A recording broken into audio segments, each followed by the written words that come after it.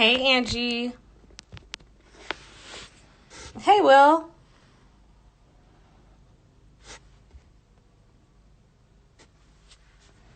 So I'm just gonna give it a second while people join in. I'm gonna play part of Amir's poem, and then we are going to all be connected. So just hang out for a second, and then we're gonna start.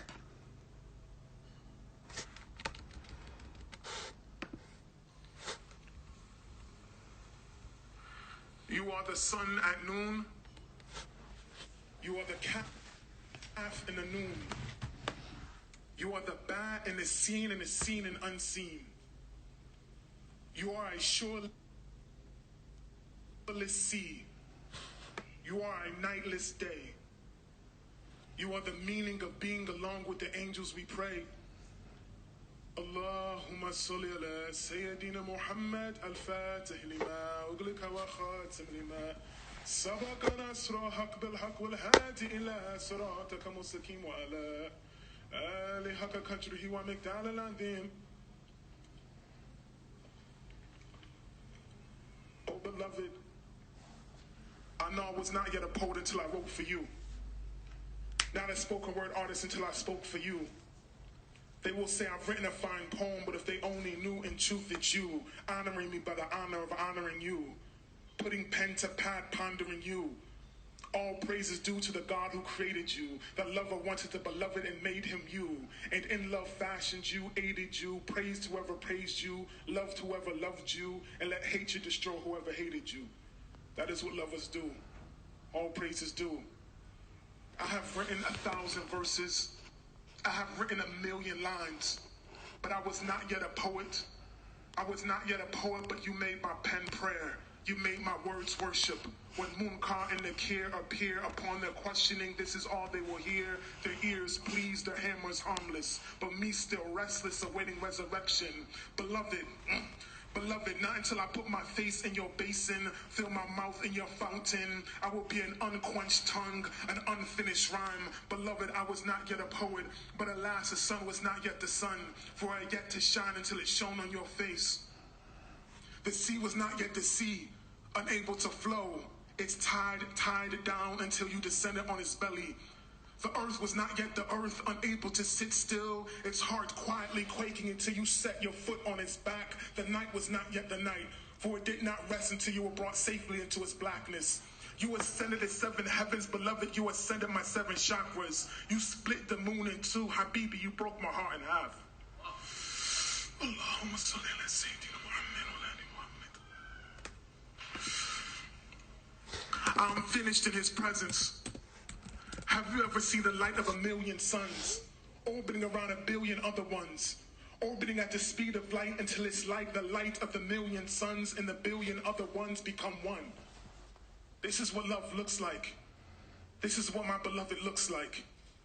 To live is to love, to die is to love.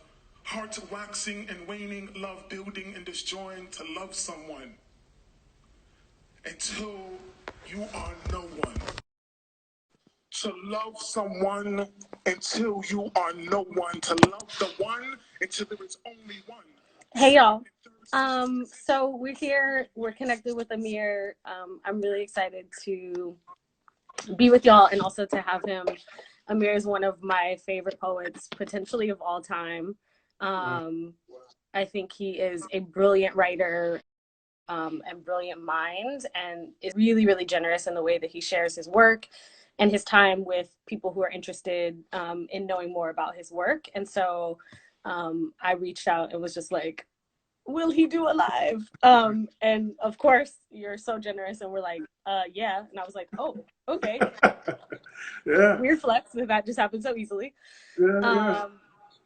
So everybody, this is Amir. You can wave to him and say nice things. You were just listening to a bit of one of his poems that is my favorite, and I've linked it in my Instagram story so you could see the whole thing. It's on YouTube, so, and it's a significantly long poem, so you really get to like get the whole breadth of the experience. So I really encourage you to go to my Instagram story and see it and listen to it and experience it and see what a really beautiful poem feels like. So welcome I appreciate you. to my house. Yeah. And what's a trip, and what I would, for people even to have this conversation in context. So you and I have known each other. I feel like was it the first time I came to the Poetry Lounge or Mike and Dim Lights or something? Yeah, it was a poetry lamp. It's actually funny because I was like thinking about that last night. I was like, when was the first time I like met or saw Amir? And I was like, that had to be like nearly 15 years ago. Yeah. Because I remember I had the album Dead Man Walking, and I was on that poetry super hustle struggle tour with a big like Tupperware thing of my CDs. And Yeah. and I remember I went up the East Coast. So I was in Atlanta. We did Miami with Ingrid. And shout out Ingrid and B-Side and all that. And this was when I feel like Sheba was still in Virginia, and Yep. Godchild and 13th of Nazareth and all them in Virginia and DC. Man, what was that place in DC called? Anyway, there was all these spots on the East Coast, all the way up to New Rican in New York. And then I first time got a chance to go to Cali, and it was the Poetry Lounge, obviously, and then Mike and Dim Lights, and I can't remember the other venues offhand. Those were the two most pivotal in my LA experience. But yeah, I remember meeting you, and I believe it was at the lounge, at the Poetry Lounge. And then I kind of got off the road, as you know, and I was doing like different types of gigs, and I was also spending a lot of time out of the country. And so that's when I met you. But then we have to consider, when's the last time I saw you in person? Oh, it's been years. Yeah, I think it might have been a clean decade at least, like, because when I did Because that, I that was left the 2004. lounge. I left the lounge, I think, 6 years ago. And I don't think you were like on the road Yeah. before That that was for a little while. 2004. No, go ahead. I'm trying to, I honestly don't know when the last time we've like physically been in the same room. Yeah, it's been, I Because we think it's connect a been lot through like digital. 10 years. I think because when I was there at that time, that was 2004, I did Def Poetry. My Def Poetry came out, the summer of 2004, my first episode with Danger. And I remember after the next year, that's when I started to go out of the country. And and I don't think I really landed back in the lounge like that. Maybe I'd spotted through a few times over the next few years. But if that was 2004, it was 2020. Even if I floated around the lounge for a good 3-4 years. Anyway, the point is that it's been mad we've long. known each other We've been since face forever. to face. Yeah, yes. But we haven't seen each other also since forever. And so Yes. this is something amazing, a quarantine reunion of sorts.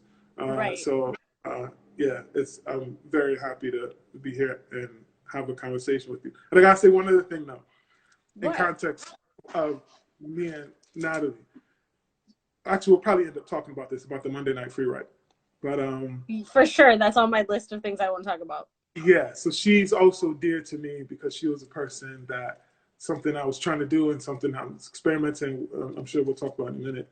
And you were like, "Hey, I can be of service. If I can help, if I can do something to, help this grow or something."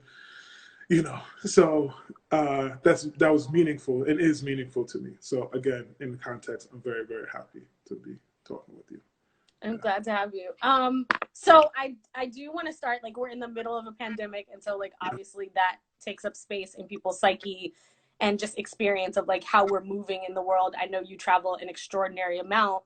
And so I'm guessing that you are now home for a little while. Yeah. And so what does that feel like for you? And does it really have any impact on you to not be traveling as much and to like kind of be at home with the camp, like, Yeah. What does that feel like for you? So there's the obvious struggle, one of, people actually dying, people becoming sick, people losing their jobs, people having a lot of, there's a lot of fear and anxiety. My personal situation, it's not because obviously I'm not wealthy. We don't have any wealthy poets yet. Um, maybe Rupi's rich. You think Rupi's rich? Maybe. I don't know about rich, but like good. Anyway, maybe we have a few. I'm not one of them, though, is the point. Probably So, not missing any meals right now. You know what I mean? right, exactly. But to say I share some of those same anxieties, and I empathize with that feeling of like, you know, where's the money going to come from? But I'm loving it. You know, I just had to make all those disclaimers so people don't think I'm being insensitive. But as far as I'm very, when I say it, meaning not the pandemic itself, but the restriction of my movement. And it's something I've been secretly like wishing for and hoping for. And there's some things that I wanted to do that I wouldn't be able to do with the way that I move, but that's the way that I feed my family. And so I wouldn't be able to just be like, I wouldn't be able to say no to this amount of time. I wouldn't be able to say, Right. I'm not going to go anywhere for this amount of time. I couldn't responsibly say that. But now it's like Allah's just forced it. And so now it's like, okay, that part of the decision making in your mind, that dialogue in your mind, now you can just throw out that you can't go anywhere. So you don't have to think about your moral or responsibility or whatever in that aspect right now, because no one can go anywhere. So very quickly my mind shifted to, well, what does this win me? Well, what do I win in this new scenario? And so, yeah, I've just been taking full advantage, and creating in a different way. Changing my relationship with time has been the biggest thing now. Like, to be able to create a schedule, for people that live on the road, having a schedule where you do the same thing every day is really precious. And so now I get to like eat at the same time, like wake up at the same time. I can I have control over my schedule in a different kind of way where, okay, I'm going to read at this hour. I'm going to write at this hour. I'm going to spend time with the kids this hour, And so it's been a peek into a world. And I know maybe some people that their lives are always like that. They can't wait to, for the spontaneity. Yeah, they're like, I wish I could travel. Right, exactly. Or sleep in.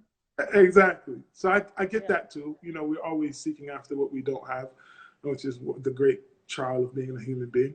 But in this newfound kind of boring, predictable, scheduled life is really liberating for me. So the pandemic I don't love so much, but the quarantining I'm having a great time with. Yeah, it's great. It's interesting that you say that because I feel similarly. I generally make my own schedule. Like, I'm a working artist, have been for like 15 years. And so like this schedule doesn't bother me. Yeah. Like, it doesn't super bother me to be in the house, and it actually has like alleviated some of the burden of productivity because no one is doing anything. Right. Like, everybody's like at the house, like, so what snacks you got? What you got? What y'all doing over there? Right. And some of that, just like everybody-ness, not doing anything is really helpful to my creative process. Yeah. Which is interesting because we would never know that otherwise if there weren't a pandemic. We'd never get to experience this. But now I'm kind of like, oh, I can just like make a beaded bracelet if I want to and not feel guilty that I'm not doing something that would be more productive and increasing my money and, whatever. I do want to talk about the poem that we were just listening to, which is part of one of your your epic love poem. Yeah. You have this like poem that you've been writing for over 6 years. Yeah. That is, I think, such an epic, ambitious, just like, I listen to this poem and I'm like, I don't even know. Apparently I've never known love. Maybe I'll never know. Like, I'm like, this is what it is, because I've never felt that. I've never experienced that. And then also how that connects to your faith and really that through this poem, I've become a huge admirer of your faith and the way that you are just so unwilling to compromise, like, at all. And I think so many people struggle with this conflict of like, how do I be a person of faith? And then also, how do I be a thing in the world? And like, how do I combine those things? And is that weird if I combine things and whatever? And you're just like, this is what it is. So you're going to just get this whole poem, right? Right. And so will you talk about like, what is this poem? Why is it taking 6 years? Yeah. What's the deal? You know, what's the trip is, so this poem, I began, this is its 10th year. This is 10 years of one poem. So some of y'all writing poems in like 45 minutes and you like, done. Right. Well, that's the crazy part is because I do, bumping my cat. Oh, hold on. Things unstable. But, yeah, and I do that too. So which is why this is so strange because, so the poems come in like a few different categories for myself. It's like, so sometimes the poems come all of a sudden, all at once, right? Mm-hmm. And it's just whoosh, and I write it down, and you're like, I got one. Yeah, exactly. Maybe with some tweaks here and there, but that's basically the poem, right? Mm-hmm.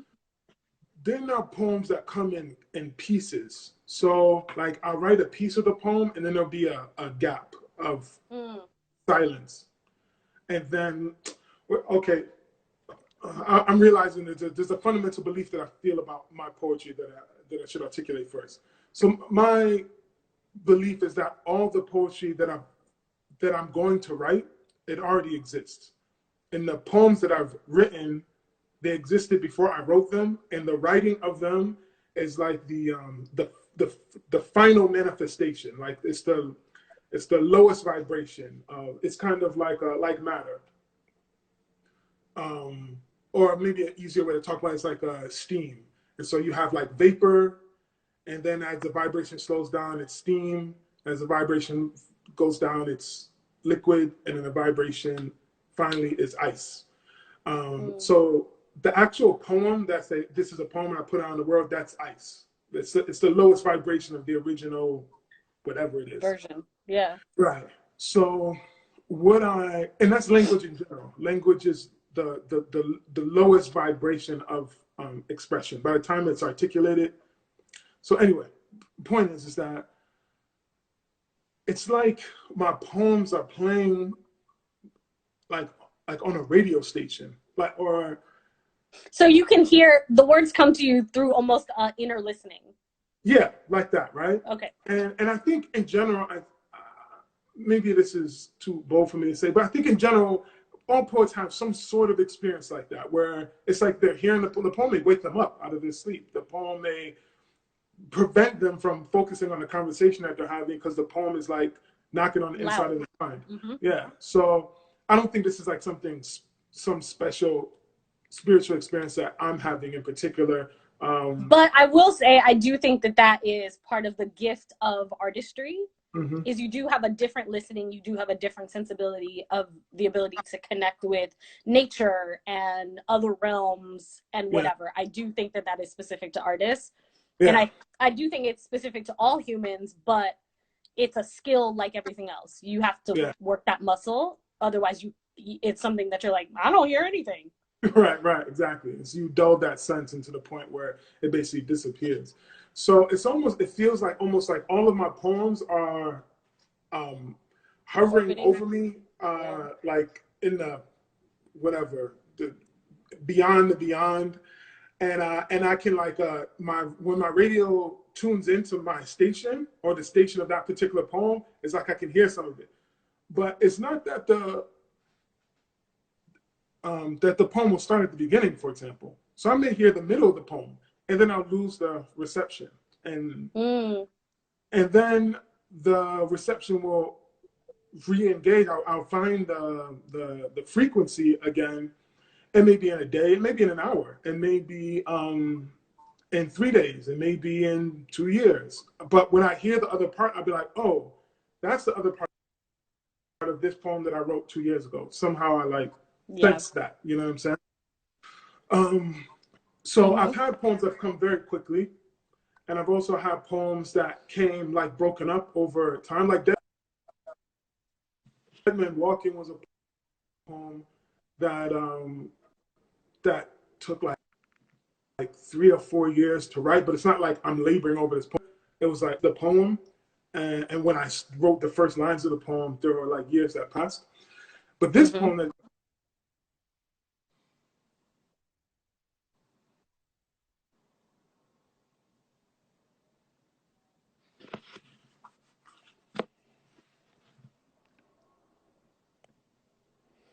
I can't hear you.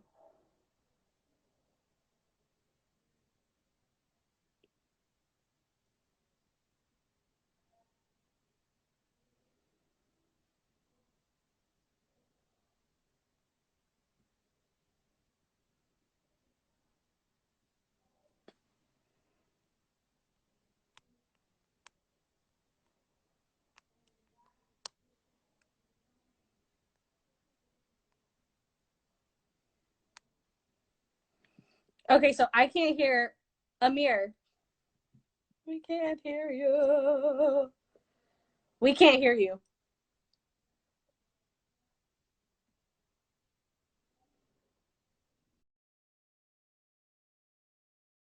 I have no idea.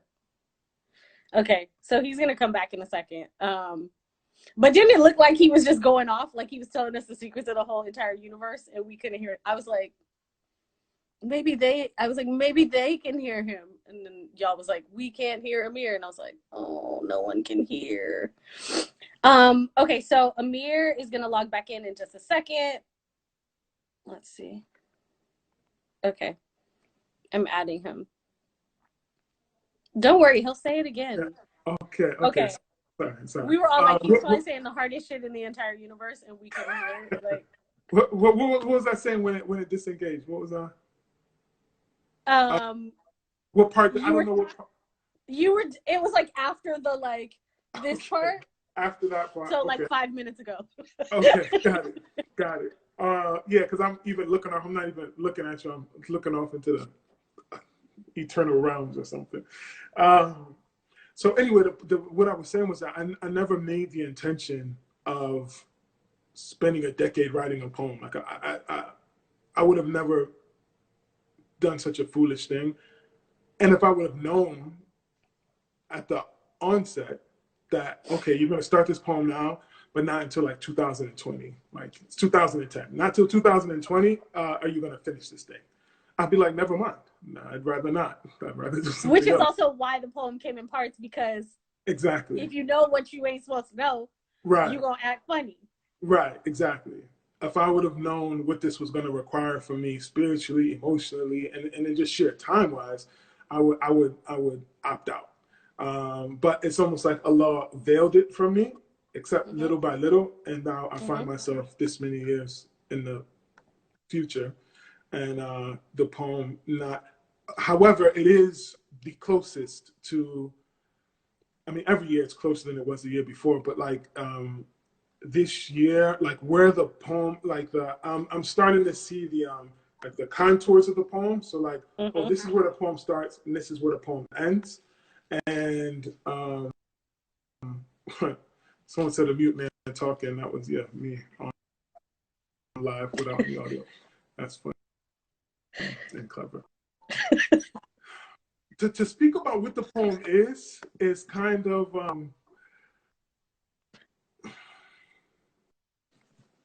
It's a little bit of a disservice to the poem, but I know I'm saying all this super whatever stuff. Well, I will say this. I have linked the poem in my stories. So when this is over, you should definitely go listen to the whole poem so he can give you cuts. Like, he's going to talk about the poem, but also like go listen to the poem so you fully can understand what he's talking about, because this may not make sense to you if you haven't heard the poem. Right.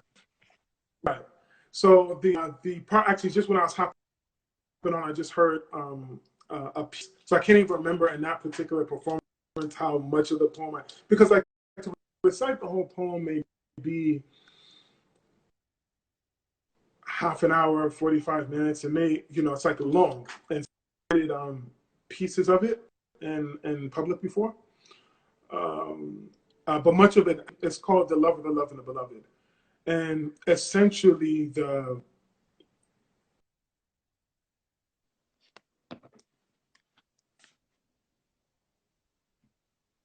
Wait, we can't hear you again. I think we're not supposed to talk about it. I can't hear you. Okay. I think we're not supposed to talk about this poem because, like, this is ill. Like, it goes mute every single time he tries to talk about this poem. So maybe we're not going to talk about this poem. And we're just going to go to other questions. But I just want to encourage you guys to listen to the snippet that is. It's probably, I think, maybe like 10 or 15 minutes long. But it really is this brilliant conversation about what love really could be or what it really is. And so just listen to the poem. Like, maybe poets aren't supposed to talk about the specifics of their poem. You know what I mean? the universe is vying against Yeah, you. no, the universe is not trying to have you talk about this poem, which I am not about to continue trying to force the universe. All right. So I'll just say this sentence about the poem. The title is The Love and the Love and the Beloved, and essentially it is exploring the idea as love being the means, the technology, the platform by which the divine created creation and the means by which it is sustained, and that everything is making love and everything is made of love. That's the overarching idea about what the poem is. I probably should have known that to begin. I was going to say that I think that is a reoccurring theme in a lot of your work, exploring this idea of love and everything is making love. And so I want to talk about Monday Night Free Writes because that's how I really, really got an opportunity to like explore your work in this really, really meaningful way that absolutely imprinted on my work, that I was like, oh, I could be doing things differently. Like these questions that I wonder about, they could be in poems and like that's still a poem, right? And so Monday Night Free Write, for those of you guys who aren't aware of this, is, well, I mean, you could talk about it because it's yours. Yeah, and there's a development in it, which is good because I'm going to mention it here for the first time. Natalie exclusive. Oh, so the Monday Night Free Write essentially was me exploring an idea of what it's like to bring people into the intimate part of the writing process, and that was actually spawned out of a sense of loss, that we don't have manuscripts anymore. Like, if you go to the Schomburg or something and you see Alex Haley's manuscript of the autobiography of Malcolm X and in the margins and crossing things out and circling paragraph and putting an arrow and moving things around, and you see the author engaging with their work. But like, for example, myself, shamefully, I write all of my poetry in like Google Docs and stuff like that. So there's no longer a manuscript to look back on, And for years, I've just been thinking about, man, that's really unfortunate that we're going to lose that, just as a society in general. And so then I started thinking of what are the ways that maybe this technology can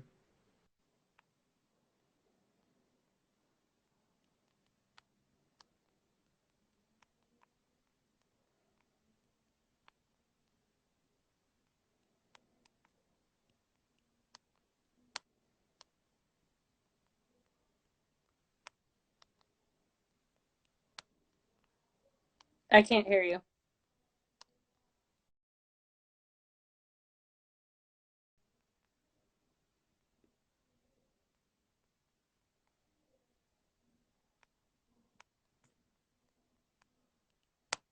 Okay, hold on. He's going to come back on.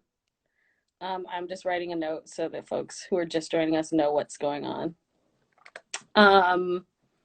So Monday Night Free Write is he has a Google Doc, and then he does an Instagram live, and you literally get the opportunity to watch him write a poem in 5 minutes. He picks a song because that's part of his process, is listening to music as he writes. and you can hear how his poem changes based on the music that he's listening to that night. And so if you send your email, you get put in the Google Doc, and then you can watch him write in real time. And so in many ways, that's such a like sacred gift, because first of all, most poets are not brave enough to let people watch their process and potentially watch them be terrible or brilliant or be confused or whatever, all the emotions that come that happen while writing a poem. But you literally get to sit in the comfort of your home, watch his face. You get to be invisible and just watch his process, which to me as a writer is such a precious, precious, precious, vulnerable gift. And so I was like tuning in, like he'd go live and I was like, I don't care where I am. I'm like, I gotta go sit in my car. I need to like see what's happening, right?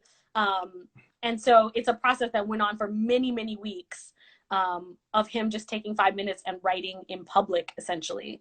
And so, Amir, if you'll speak more to that, like, what does that feel like for you?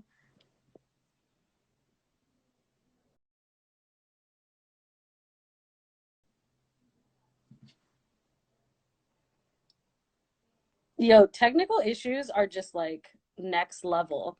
So anyway, so how I got kind of like involved was he was doing it. I was super inspired. And so I was like, yo, do you need any help or support? Because I would see him like trying to input emails and write poems and talk to people on live and all. And I was like, bruh, you're doing the most right now. Right. No, and I appreciate that. And that was super valuable. And so I heard you describing what it was. And so, you know, it's like, yeah, if I was able to sit in a room with Baldwin and just hear him work out his problems, you know, in the text, that would be wonderful for me. And so what I've decided to do, though, is I'm going to do, instead of Monday Night Free Ride, I'm going to do it every day for 90 days. And then I'm going to publish that book that is produced from the 90 experience. days of material. Yeah. Yeah. So part of it, part of it is going to be the just the raw free write, but then also part of it is going to be the editing process. Why is this book making this cut? This one isn't. These two poems are really the same poem, and so just watching all that decision making happen, the mind into language, all the way. This is a finished collection of and I don't even have a name for the book yet. I'll find out when I start the process. But so we're going to do it on IG Live, but I'm also going to stream on Facebook Live and YouTube, and then I'm also going to archive it. Actually, I'm also listing all the things that I would like you to help me with. But archive it as well, like on YouTube, so people that don't learn about it for 60 days or whatever. Oh, is this thing frozen?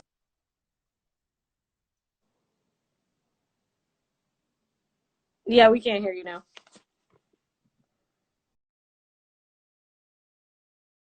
I like how we're getting good at reading lips at this point. This is great.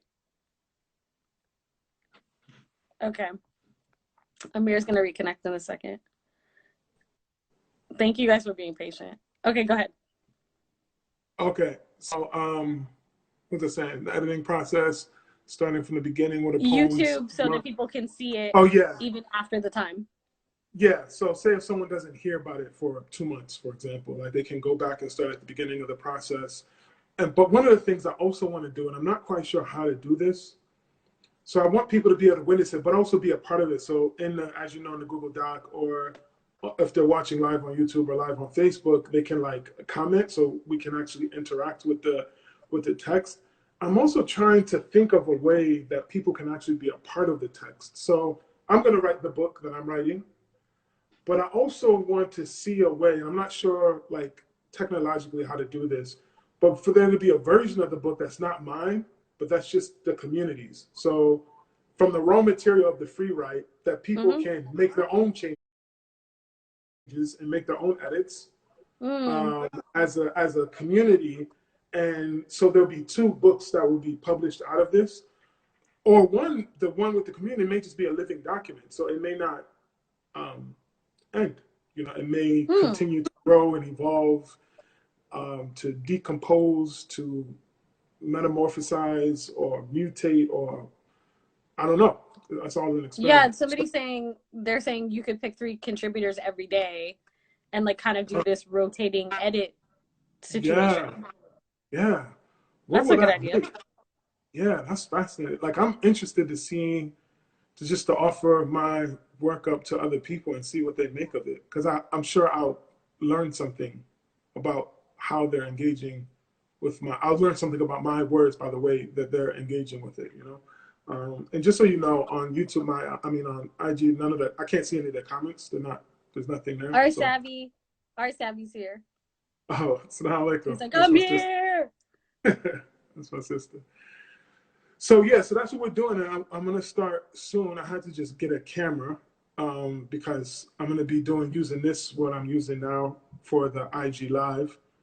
But then for the YouTube and the Facebook, I need to order a camera and a microphone for it. And so anyway, once I get all that stuff, I really wanted to start tomorrow, but I don't have all the stuff, so I'm not going to start tomorrow. At the latest, I'm saying this out loud for the first time, at the latest, I'm going to start next Friday. Let's say that. Jumu'ah, Yawmul Jumu'ah, inshallah, the day of congregation, Friday, we're going to congregate in quarantine. And so we're gonna start next Friday. I need to at the latest. At the latest. So we're not gonna call it Monday Night Free Ride anymore. We have to come up with a new name.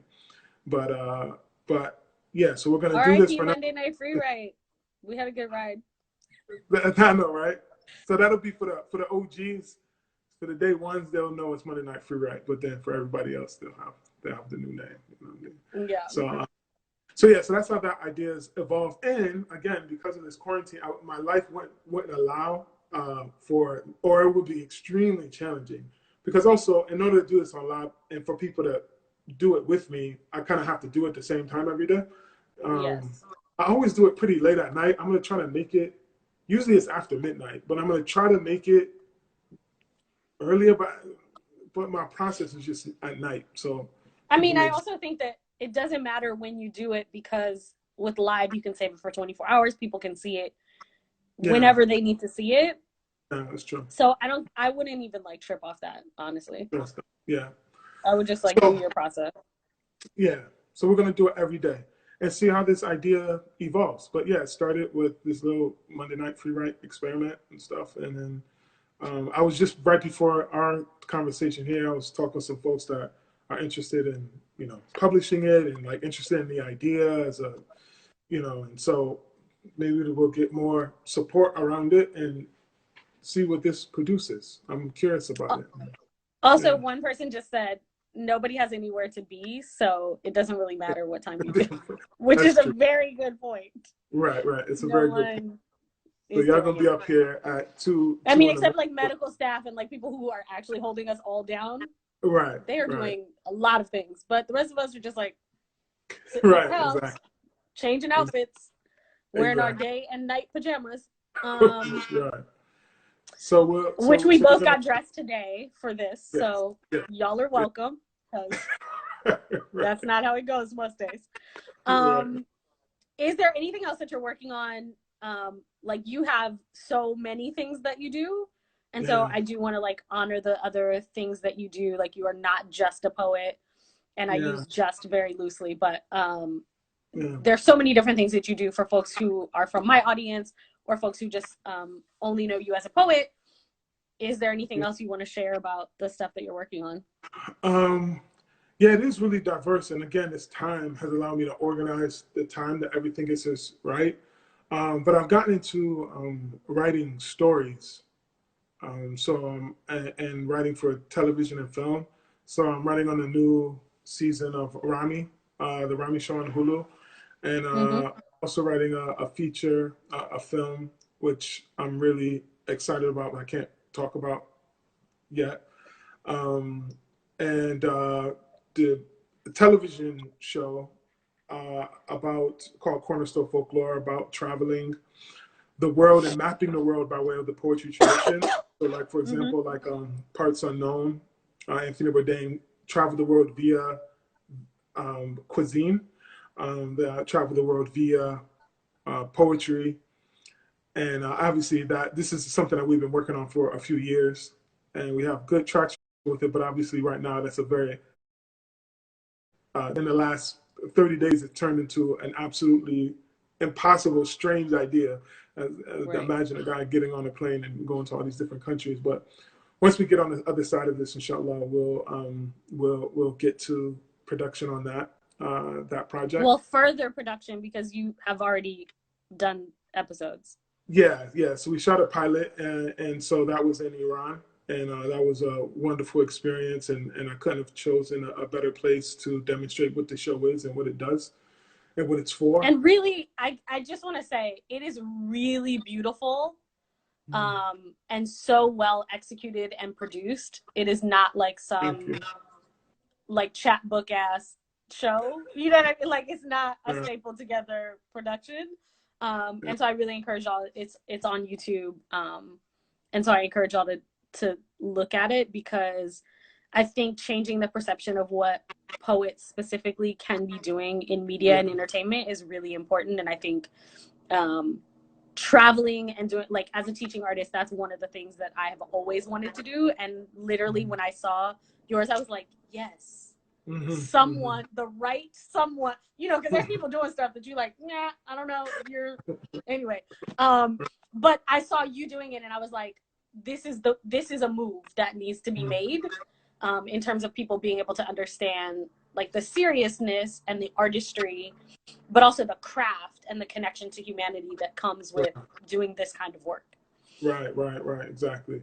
And that's what I just learned, like I said, after Deaf Poetry, I started to move around more, and started to engage as a poet in these different places. And it was just a beautiful discovery and a beautiful journey into other people's poetry traditions and certain things that we all have in common as poets everywhere, and in certain things that are radically different from place to place. And yeah, it was really born out of a thing where I would be in a place like, man, I wish I could show so-and-so this, or man, I wish so-and-so could see that. And then I was like, okay, well, maybe I'll just make it a show and bring everybody. And also another thing is we don't see a lot of us moving around the world like that. You know what I mean? Right. So, you know, big ball. And having the ability to navigate those spaces beautifully.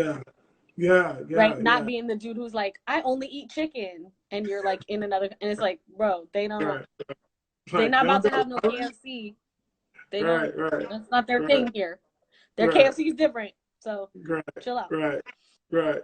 So this is, it fulfilled that for me as well. I wanted to show to people like me, to my daughters, to, you know, it's like, yeah, you can go other places and just, you know, I mean, you know, you have to be safe and mindful and all that stuff, but yeah, the world's wide open for you. And as far as danger goes, I mean, America is dangerous, and where a lot of us live is actually remarkably dangerous. And typically sometimes more dangerous than a lot of places in the world, and we just have a misconception about those places. And that's what I mean. Like my chances of being killed, you know, and in some neighborhoods I feel very comfortable in, it's much higher than some other places that I may have felt uncomfortable just because it was foreign. But the chances of me being harmed in those places is much less. And so it's also just a means by which to encourage people to think of the world as theirs, you know. When I say theirs, meaning obviously when you go to a place, you're respecting the people there, respecting the land and the customs there and so on. But that meaning just, yeah, you have room to travel around the world and see things and see, you know, all the different creations and cultures that life on this planet has to offer. And so anyway, so the show also was to demonstrate that as well and just make that very normal, actually, and for it not to be special, you know, to make it very normal for us, you know. And yeah, a lot of those shows are, you know, we don't have a lot of us in those types of shows. And so, in fact, none. So yeah, i.e. none. In fact, so zero. yeah, so or like one, because there's an Indian lady who does like a cooking show, and she's actually really funny and cool. But it's like just her. You're right. Just her. So the numbers. But so those are some of the things I'm cooking. Okay, we just have a few more minutes because I don't want it to like cut off on you. This is the question that I think is most important to me, and also the most important for me to ask of you, specifically knowing that other people are watching, which is, what is the biggest, most impactful and meaningful way that people can be supporting you and your art? Oftentimes people support people in ways that are not meaningful to them, right? It's not what they actually need or want. And so if you can think of a way that would be meaningful, something that is tangible, or in whatever way makes sense to your brain, but like, what is the way that does occur to you as supportive and loving, specific to you and your art? You know, that's a good question, Natalie.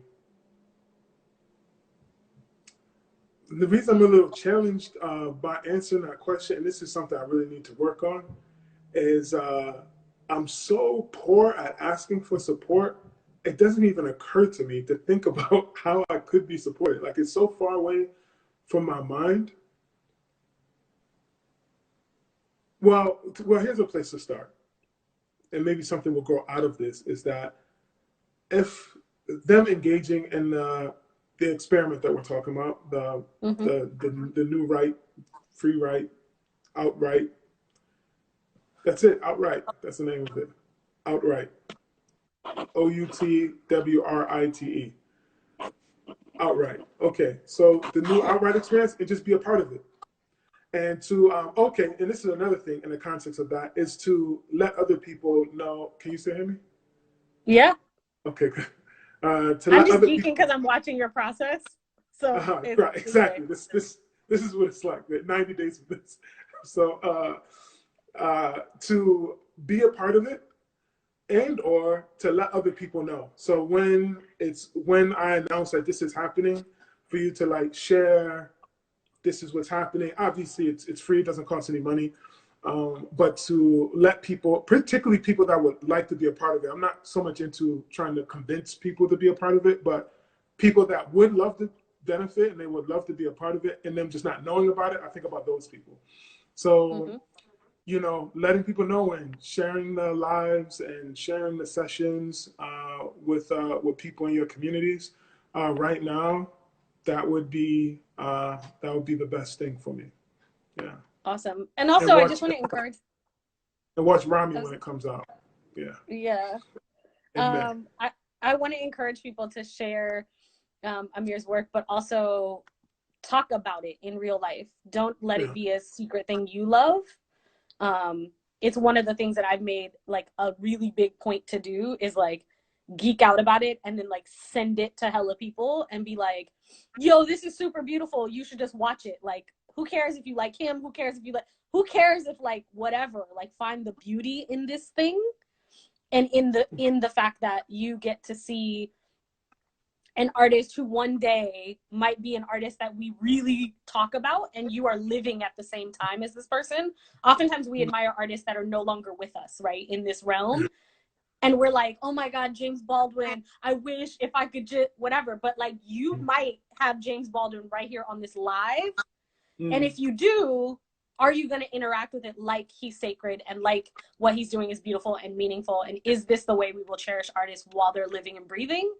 Or do we have to wait until they die to realize that they were brilliant? And I'm not waiting until Amir dies to know he's brilliant, because I know that now. And so why not come up off the ego and whatever and just like be excited about people and geek out about them? Because for me, I know that the people who have geeked out about my work and really were interested in it are the ones that have propelled me in times where I was like, maybe this is like not it, or like people ain't listening or whatever. The person who was like, I heard that and I'm not going to pretend I didn't hear that. Those are the people who in many ways have kept me going and have encouraged me to be more creative.